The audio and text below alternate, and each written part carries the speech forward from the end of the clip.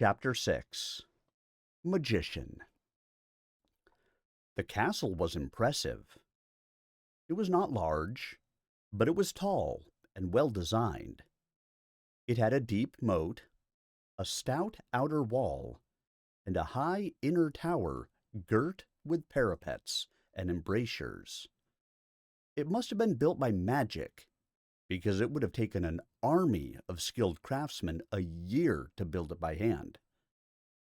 Yet Humphrey was supposed to be a magician of information, not of construction or illusion. How could he have magicked such an edifice? No matter. The castle was here. Bink walked down to the moat. He heard a horrible kind of galloping splash, and around from behind the castle came a horse, running on the water. No, not a horse.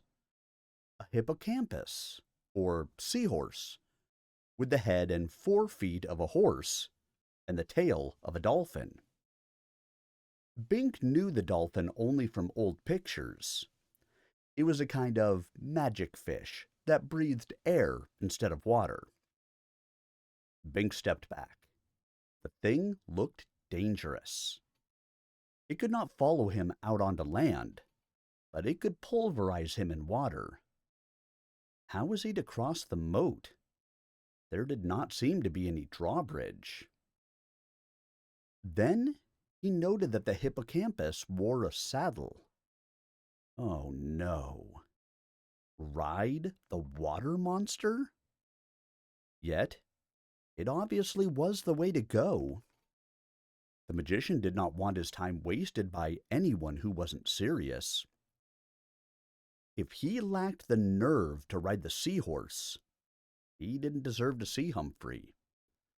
It made perverse sense. Did Bink really want the answer to his question? At the price of a year's service? The picture of beautiful Sabrina came to his mind. So real, so evocative that all else became meaningless. He walked up to the hippocampus, waiting at the edge of the moat expectantly, and climbed onto its saddle. The creature took off. It neighed as it sped around the moat, instead of across it.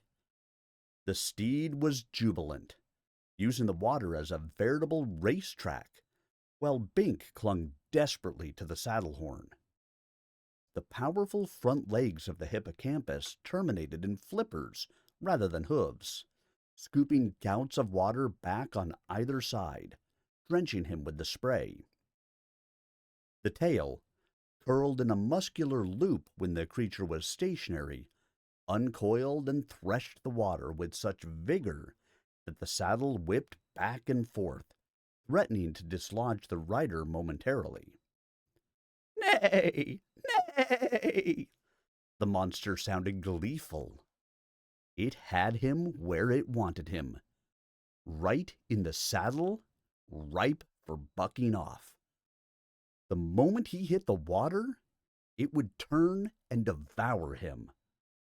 What a fool he had been! Wait. So long as he remained in the saddle, it could not get him. All he had to do was hang on, and in time, it would tire. Easier thought than done. The hippocampus bucked and plunged, first lifting him above the moat, then immersing him in the frothing water. It curled its tail into a spiral and rolled, dunking him again and again. Bink was afraid it would stop with him on the bottom, forcing him to let go or drown. But the saddle was firmly fixed on its backside, and its horse's head projected the same direction Bink's head did, so it had to hold its breath when he held his. The monster was exercising, while Bink was merely hanging on. It was using more energy than he, and so it had to breathe sooner. Hence, it could not drown him, once he had figured this out.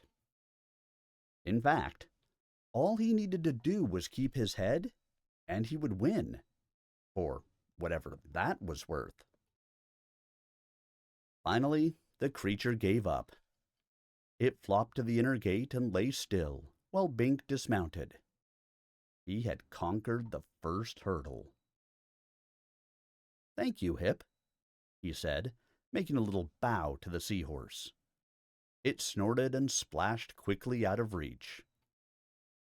Now, Bink faced a giant wooden door. It was closed, and he pounded on it with one fist. It was so solid that his hand hurt, and the sound was minimized. Dink, dink, dink.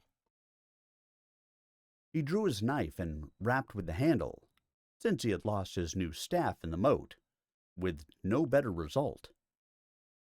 If a hollow partition made the most noise, this was indubitably solid. There was no way to force it. Maybe the magician was out. There should still be servants attending to the castle. Bink was getting angry. He had made a long, hazardous journey to get here, and he was ready to pay the exorbitant price for one piddling bit of information. And the damned good magician lacked the courtesy even to answer the door? Well, he would get in despite the magician. Somehow, he would demand his audience. He studied the door. It was a good 10 feet tall and 5 feet wide. It seemed to have been made of hand-hewn 8x8 posts. The thing must weigh a ton. Literally. It had no hinges, which meant it had to open by sliding to one side. No, the portals were solid stone. Lifted out of the way? There were no connecting ropes to haul it up, no pulleys that he could see. There might be hidden screws set into the wood, but that seemed a lot of trouble and somewhat risky. Screws sometimes let go at inopportune moments. Maybe the whole door dropped into the floor. But that too was stone. So it seemed the whole mass simply had to be removed every time someone wanted access. Ridiculous. It had to be a phony, a dummy. There would be a more sensible aperture for routine use, either magical or physical. All he had to do was find it. In the stone? No, that would be unimaginably heavy. If it were not, it would represent a weakened place where an enemy could force entry. No point in building a substantial castle with such a liability. Where then? Bink ran his fingers over the surface of the huge mock door. He found a crack. He traced it around in a square. Yes. He placed both hands against the center and shoved. The square moved. It slid inward and finally dropped inside, leaving a hole just big enough for a man to crawl through. Here was his entry. Bink wasted no time. He climbed through the hole. Inside was a dimly illuminated hall, and another monster. It was a manticora, a creature the size of a horse, with the head of a man, body of a lion, wings of a dragon, and tail of a scorpion. One of the most ferocious magical monsters known. "Welcome to lunch, little morsel," the manticora said, arching its segmented tail up over its back. Its mouth was strange, with 3 rows of teeth, one inside another, but its voice was stranger. It was something like a flute, and something like a trumpet. Beautiful in its fashion, but difficult to comprehend. Bink whipped out his knife. "I am not your lunch," he said, with a good deal more conviction than he felt. The Manticora laughed, and now its tones were the sour notes of irony. "You are not anyone else's lunch, mortal. You have climbed nimbly into my trap." He had indeed.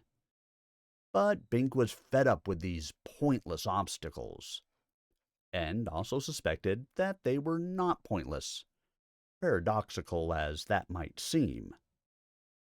If the magician's monsters consumed all callers, Humphrey would never have any business, never obtain any fees. And by all accounts, the good magician was a grasping man who existed principally to profit himself.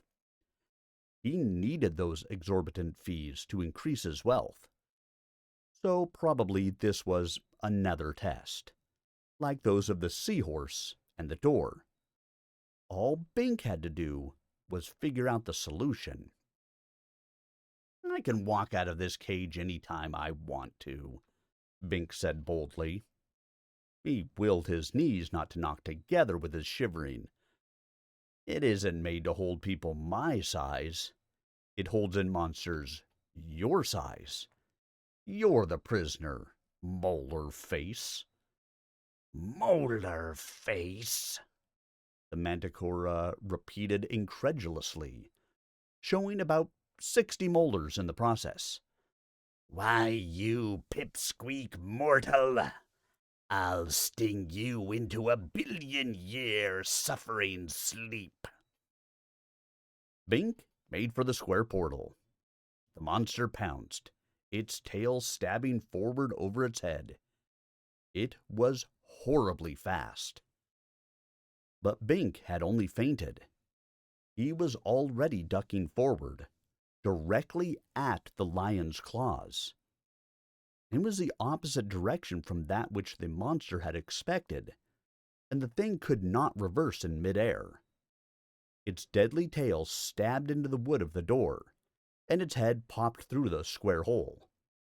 Its lion's shoulders wedged tightly against it, unable to fit through the hole, and its wings fluttered helplessly.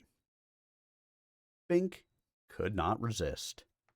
He straightened up, turned, and yelled, "You didn't think I came all the way here just to back out again, did you, you half-reared monster?"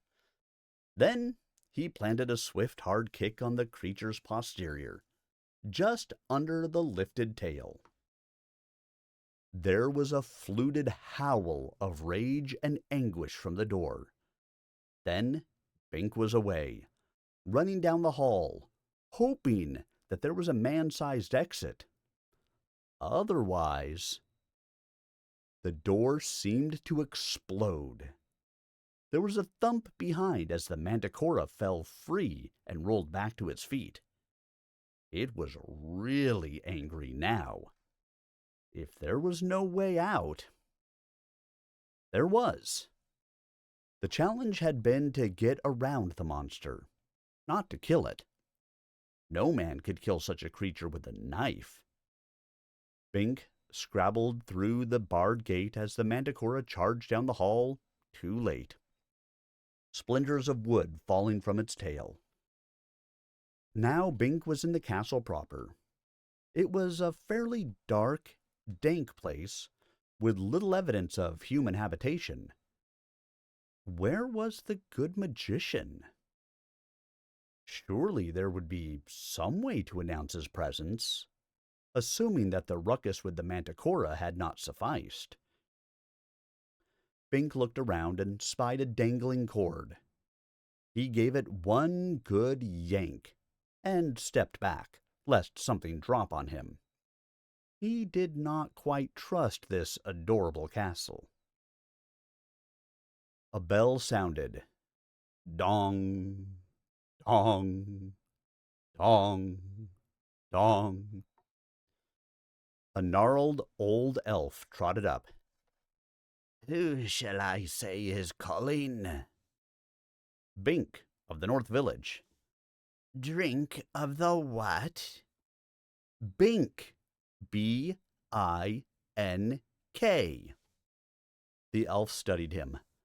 What shall I say is the business of your master, Bink?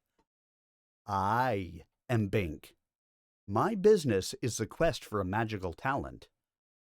And what recompense do you offer for the invaluable time of the good magician?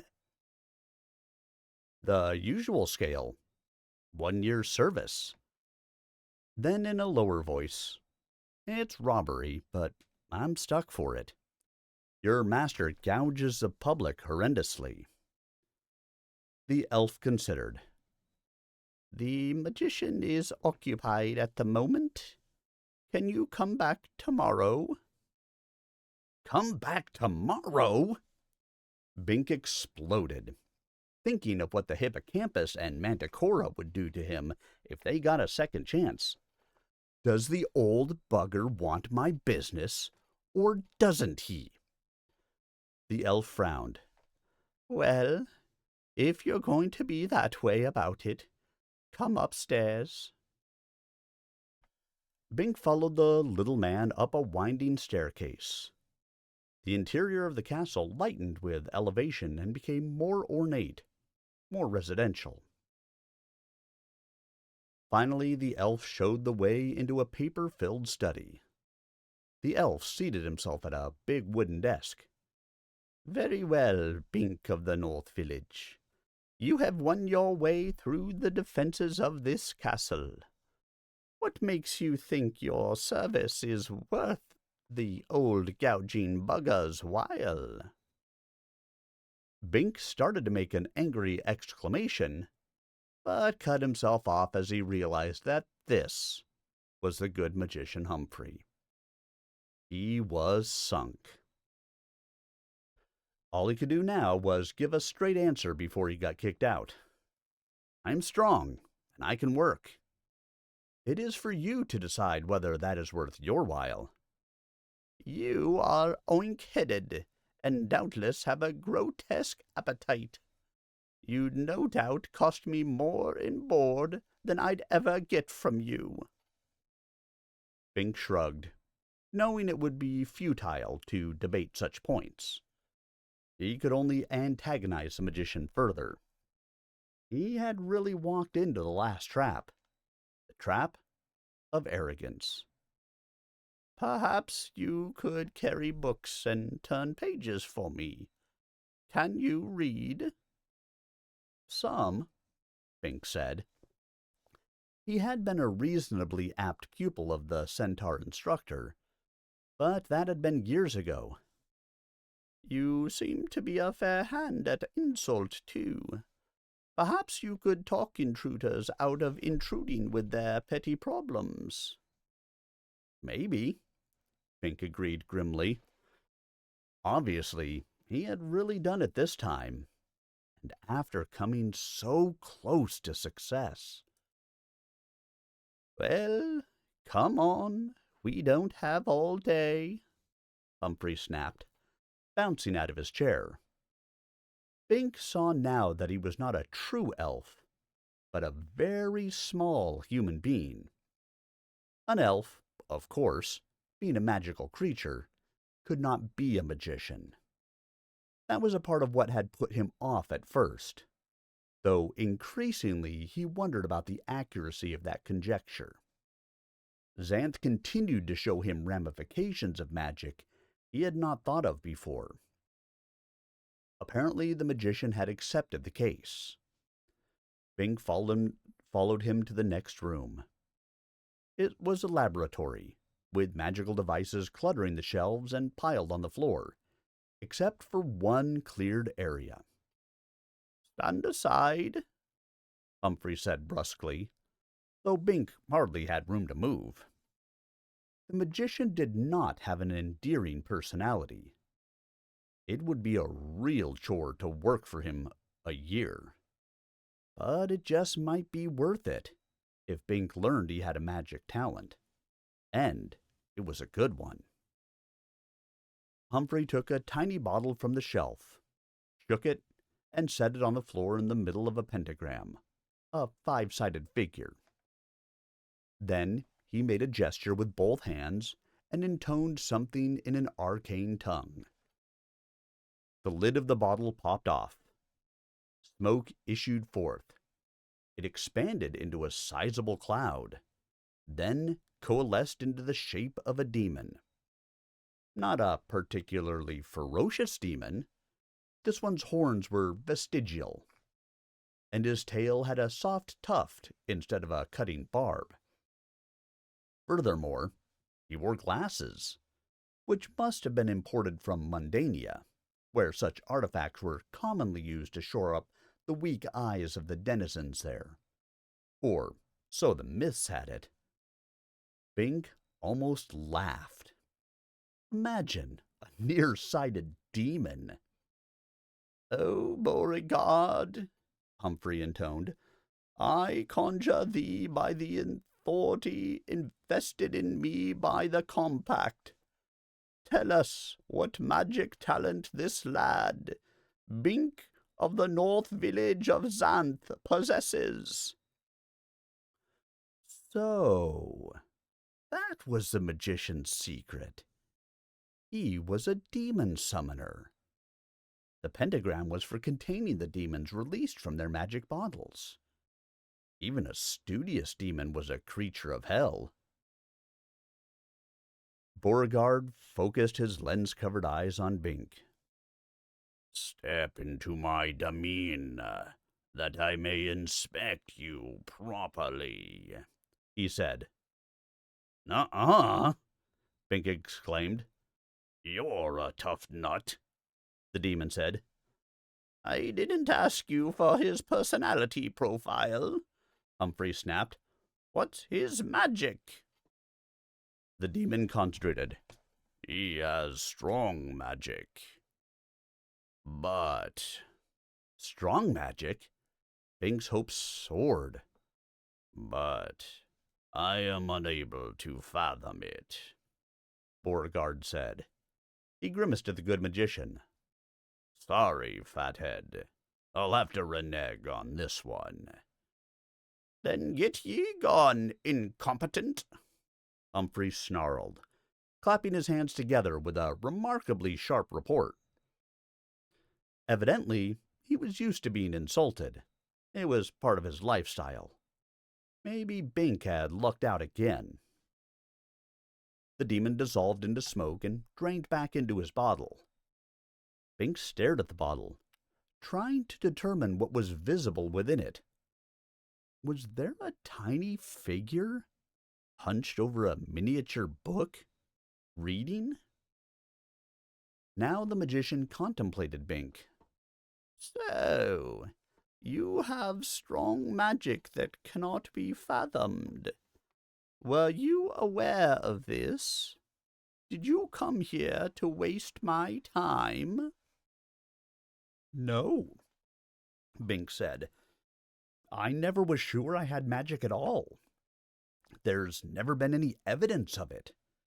I hoped, but I feared I had none." "Is there anything you know of that could count for this opacity? A counterspell, perhaps?" Evidently, Humphrey was far from omnipotent. But now that Bink knew he was a demon conjurer, that explained it. Nobody summoned a demon without good reason. The magician charged heavily for his service because he took a heavy risk. "I don't know of anything," Bink said. "Except maybe the drink of magic healing water I took." "Beauregard should not have been deceived by that. He's a pretty savvy demon, a real scholar of magic. Do you have any of that water with you?" Bink held out his canteen. "I've saved some. Never can tell when it might be needed." Humphrey took it, poured out a drop on his palm, touched his tongue to it, and grimaced thoughtfully. "Standard formula," he said. "It doesn't bollocks up informational or divinatory magic. I've got a keg of similar stuff in my cellar. Brewed it myself. Mine is free of the spring's self-interest guys, of course. But keep this. It can be useful." The magician set up a pointer attached to a string, beside a wall chart with pictures of a smiling cherub and a frowning devil. "Let's play 20 questions." He moved his hands, casting a spell, and Bink realized that his prior realization had been premature. Humphrey did do more than demon summoning, but he still specialized in information. "Bink of the North Village," he intoned. "Have you oriented on him?" The pointer swung around to indicate the cherub. "Does he have magic?" The cherub again. "Strong magic?" Cherub. "Can you identify it?" Cherub. "Will you tell me its nature?" The pointer moved to cover the devil. "What is this?" Humphrey demanded irritably. "No, that's not a question, idiot. It's an exclamation. I can't figure why you spirits are balking." Angrily, he cast the release spell and turned to Bink. "There's something mighty funny here, but it's become a challenge. I'm going to use a truth spell on you. We'll get to the heart of this." The magician waved his stubby arms again, muttered a vile-sounding incantation, and suddenly Bink felt strange. He had never experienced this odd type of magic before, with its gestures, words, and assorted apparatus. He was used to inherent talents that worked when they were willed to work. The good magician seemed to be something of a scientist, though Bink hardly understood that mundane term either. "What is your identity?" Humphrey demanded. "Bink, of the North Village." It was the truth. But this time Bink said it because the spell compelled him to, not because he wanted to. "Why did you come here?" "To find out whether I have magic, and what it might be, so I shall not be exiled from Xanth, and can marry—" "Enough! I don't care about the sordid details." The magician shook his head. "So you were telling the truth all along. The mystery deepens. The plot thickens. Now, what is your talent?" Bink opened his mouth, compelled to speak, and there was an animal roar. Humphrey blinked. "Oh, the manticora is hungry. Spellabait, wait here while I feed him." He departed. An inconvenient time for the manticora to get hungry. But Bink could hardly blame the magician for hastening to the feeding chore. If the monster could break out of its cage, Bink was left to his own devices. He walked around the room, stepping carefully to avoid the litter, not touching anything. He came to a mirror. "Mirror, mirror on the wall," he said playfully, "who is the fairest one of all?" The mirror clouded, then cleared. A gross, fat, warty toad peered out. Bink jumped. Then he realized this was a magic mirror. It had shown him the fairest one of all, the fairest toad. "I mean, the fairest female human being," he clarified. Now, Sabrina looked out at him. Bink had been joking at first, but he should have realized that the mirror would take him seriously. Was Sabrina really the fairest girl of all? Probably not objectively. The mirror showed her because To Bink's prejudiced eye, she was the one. To some other man, the picture changed. Now the girl Wayne looked out. Yes, she was pretty too, though too stupid to be worthwhile. Some men would like that very well, however. On the other hand, now the sorceress Iris looked out, in her most beguiling illusion. "Well, it's about time you got around to me, Bink," she said. "I can still enable you to—" "No!" Bink cried, and the mirror went blank. He calmed himself, then faced the mirror again. "Can you answer informational questions, too?" Of course it could. Otherwise it wouldn't be here. The mirror clouded and cleared. A picture of the cherub appeared, meaning yes. Why are we having so much trouble discovering my talent? The picture that formed this time was that of a foot, a paw, a monkey's paw. Bink looked at it for some time, trying to figure out its meaning, but it eluded him. The mirror must have gotten confused and thrown in an irrelevant image. "What is my talent?" he asked at last. And the mirror cracked. "What are you doing?" Humphrey demanded behind him. Bink jumped guiltily. "I seem to have broken your mirror," he said. "I was just—" "You were just asking stupidly direct questions of an instrument designed for subtlety," Humphrey said angrily. "Did you actually think the mirror could reveal what the demon Beauregard balked at?" "I'm sorry," Bink said lamely. "You're a lot more trouble than you're worth. But you are also a challenge. Let's get on with it." The magician made his gesture and an incantation again, restoring the truth spell. "What is your—" There was a crash. The glass had fallen out of the cracked mirror. "I wasn't asking you," Humphrey yelled at it. He returned to Bink. "What?" There was a shudder. The castle shook. "Earthquake!" the magician exclaimed. "Everything happens at once!"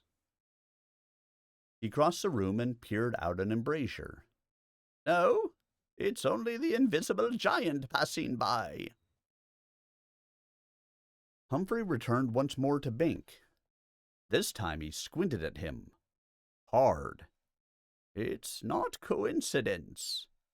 Something is preventing you, or anything else, from giving that answer. Some very powerful, unidentified magic."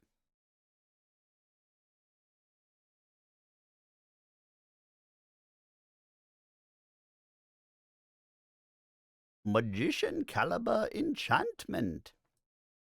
I had thought there were only 3 persons of that rank alive today, but it seems there is a 4th. 3? Humphrey, Iris, Trent. But none of these have magic of this type. Trent, the evil magician? Perhaps you call him evil. I never found him so. We were friends in our fashion. There is a kind of camaraderie at our level." "But he was exiled 20 years ago." Humphrey looked slantwise at Bink. "You equate exile with death? He resides in Mundania. My information does not extend beyond the shield, but I am sure he survives. He is an exceptional man, but without magic now." Oh. Bink had equated exile with death, emotionally. This was a good reminder. There was life beyond the shield. He still did not want to go there, but at least it diminished the specter. Though it galls me exceedingly, I dare not push the question further. I am not properly protected against interference magic. But why would anyone try to prevent me from knowing my own talent? Bink asked, bewildered. Oh, you know it. You just can't tell it, even to yourself. The knowledge is buried deep inside you, and there, it seems, it is going to remain. I simply am not prepared to take the risk involved for a mere 1-year service. I'd almost certainly take a loss on that contract. But why would a magician? I mean, I'm nobody. How could it benefit anybody else to stop me? It might not be a person at all, but a thing placing a guise on you. A guise of ignorance. But why? Humphrey grimaced. Lad, you grow repetitive. Your talent could represent some threat to some powerful special interest. As a silver sword is a threat to a dragon, even though it may not be near the dragon. So that entity protects itself by blocking off your knowledge of your talent. But if we knew that, we'd know your talent, Humphrey snapped, answering the unformed question. Still, Bink persisted. How can I demonstrate my talent, then, so I can stay in Xanth? You do seem to have a problem, Humphrey remarked, as if it were of only academic importance. He shrugged.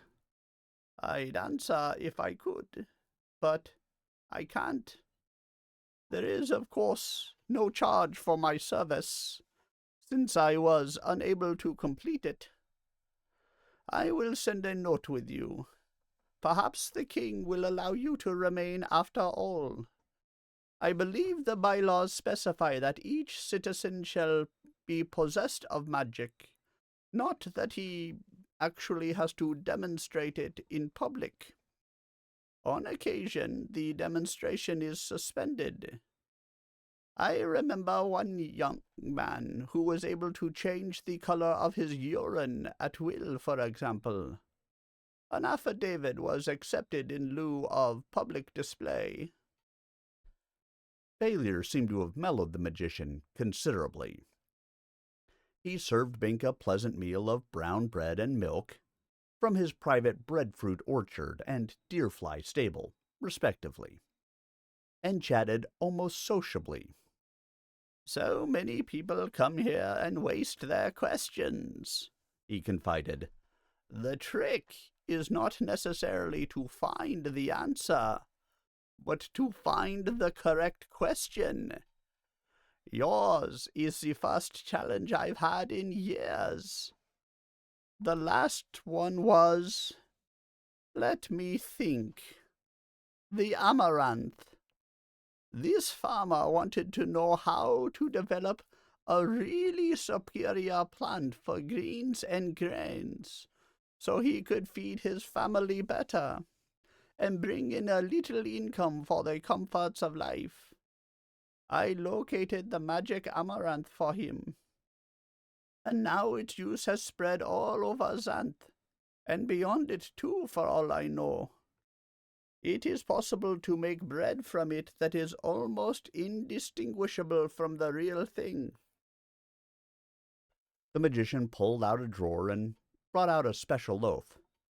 See, this has no stem. It was baked, not budded.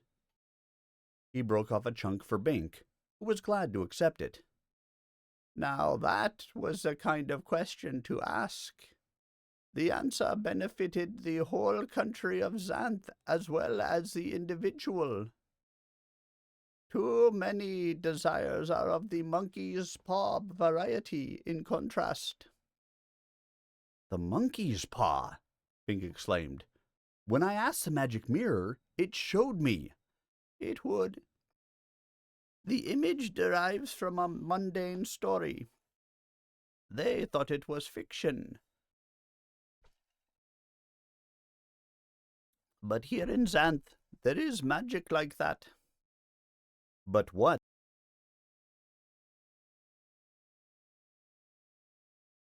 Do you want to invest a year's service after all? No. Not for that. Bink concentrated on chewing the new bread. It was tougher than true bread. Then have it for free. It simply means a type of magic that brings you more grief than good, though it grants what you technically ask. Magic you are better off without. Was Bink better off not knowing his talent? That was what the mirror had seemed to tell him. Yet how could exile, which would deprive him of it entirely, be better than knowledge? Do many people come with questions, stupid or otherwise? Not so many now that I built this castle and hid it. Only the really determined find their way here now, like you. How did you build it? So long as the magician was talking. The centaurs built it. I told them how to rid themselves of a local pest, and they served me for a year. They are very skilled crafts creatures, and did a fine job. Periodically I foul up the routes here, applying spells of misdirection, so as not to be pestered by casual querists. It's a good location. The monsters, Bing exclaimed. The hippocampus, the manticora. They're serving their year's service, discouraging idle questioners. Of course. Did you think they'd stay here for the mere pleasure of it? Bink wondered. He remembered the unholy glee with which the seahorse had flung itself about. Still, it would naturally prefer the open sea to a mere moat. He had finished the bread. It had been almost as good as real bread. With your powers of information, you could be king. Humphrey laughed, and there was nothing whining or bitter about it. Who in his right mind would want to be king? It's a tedious, strenuous job. I am not a disciplinarian, but a scholar. Most of my labor is in making my magic safe and specific, refining it for greater applicability. Much remains to be done, and I am getting old. I can't waste time with diversions. Let those who wish the crown take it. Disconcerted, Bink cast about for someone who wanted to rule Xanth. The sorceress Iris. The trouble with dealing in illusion, Humphrey said seriously, is that one begins to be deluded oneself. Iris doesn't need power half so much as she needs a good man. Even Bink could see the truth in that. But why doesn't she marry? She's a sorceress, a good one. She has powers you have not yet glimpsed. She requires a man she can respect, one who has stronger magic than she does. In all Xanth, only I have more magic than she. And I'm of another generation, really too old for her. Even if I had any interest in marriage, and of course we would be a mismatch, for our talents are opposite. I deal in truth, she in illusion. I know too much, and she imagines too much. So she conspires with lesser talents, convincing herself that it can somehow work out. He shook his head. It is too bad, really, with the king fading and no heir apparent, and this alternate requirement that the crown go only to a full magician. It is entirely possible that the throne will be subject to her machinations. Not every young man has your integrity or loyalty to Xanth. Bink felt a chill. Humphrey knew about Iris's offer, about their encounter. The magician did not merely answer questions for a fee. He kept track of what was going on in Xanth. But he did not, it seemed, bother to interfere. He just watched. Maybe he investigated the background of specific seekers, while the Seahorse, Wall, and Manticora delayed them, so that by the time one won through, Humphrey was ready. Maybe he saved the information, in case someone came to ask, what is the greatest danger facing Xanth? Whereupon he could collect his fee for answering. If the king dies, will you take the crown? Bink asked. As you said, it will have to go to a powerful magician. And for the good of Xanth. You pose a question almost as awkward as the one that brought you here, the good magician said ruefully. I do have a certain modicum of patriotism, but I also have a policy against interfering with the natural scheme of things. There is some substance to the concept of the monkey's paw. Magic does have its price. I suppose if there were absolutely no alternative, I would accept the crown. But first I would search most diligently for some superior magician to assume the chore. We have not had a top talent appear in a generation, and one is overdue. He gazed speculatively at Bink. There seems to be magic of that caliber associated with you, but we cannot harness it if we cannot define it.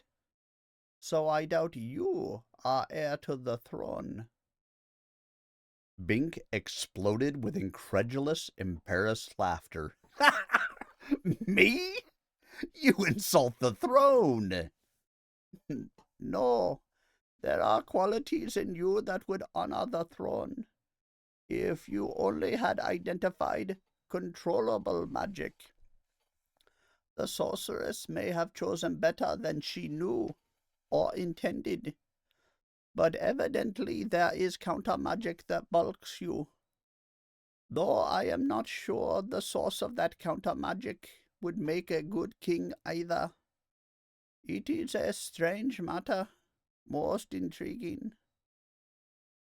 Bink was tempted by the notion of being a potent magician, becoming king, and ruling Xanth. Oddly, it quickly turned him off. He knew, deep inside, that he lacked the qualities required, despite Humphrey's remarks. This was not merely a matter of magic, but of basic lifestyle and ambition.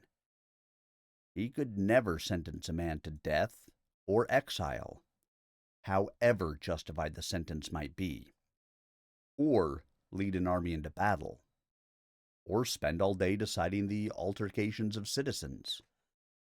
The sheer responsibility would soon weigh him down.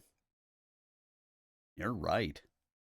No sensible person would want to be king. All I want is to marry Sabrina and settle down. You are a most sensible lad. Stay the night, and on the morrow I will show you a direct route home, with protections against the hazards on the way. Nickelpeed repellent? Bink asked hopefully, remembering the trenches Cherie the centaur had hurtled. Precisely. You will still have to keep your wits about you. No route is safe for a stupid man, but 2 days' travel on foot will suffice. Bink stayed the night. He found he rather liked the castle and its denizens. Even the Manticora was affable now that the magician had given the word. I would not have really eaten you, though I admit to being tempted for a moment or three when you booted me in the tail, it told Bink. It is my job to scare off those who are not serious. See, I am not confined. It pushed against the bars, and the inner gate swung open. My year is almost up anyway. I'm almost be sorry to have it end. What question did you bring? Bink inquired, somewhat nervously, trying not to brace himself too obviously for flight. In an open space, he was no possible match for the Manticora. I asked whether I had a soul. Again, Bink had to control his reaction. A year's service for a philosophical question? What did he tell you? That only those who possess souls are concerned about them. But then you never needed to ask. You paid a year for nothing. No. I paid a year for everything. Possession of a soul means that I can never truly die. My body may slough away, but I shall be reborn. Or if not, my shade will linger to settle unfinished accounts. Or I shall reside forever in heaven or hell. My future is assured. I shall never suffer oblivion. There is no more vital question or answer. Yet that answer had to be in the proper form. A simple yes or no answer would not have satisfied me. It could be a blind guess, or merely the magician's offhand opinion. A detailed technical treatise would merely have obfuscated the matter. Humphrey phrased it in such a way that its truth was self-evident. Now, I need never doubt again. Bink was moved. Considered that way, it did make sense. Humphrey had delivered good value. He was an honest magician. He had shown the Manticora, and Bink himself, something vital about the nature of life in Xanth. If the fiercest conglomerate monsters had souls, with all that implied, who could condemn them as evil?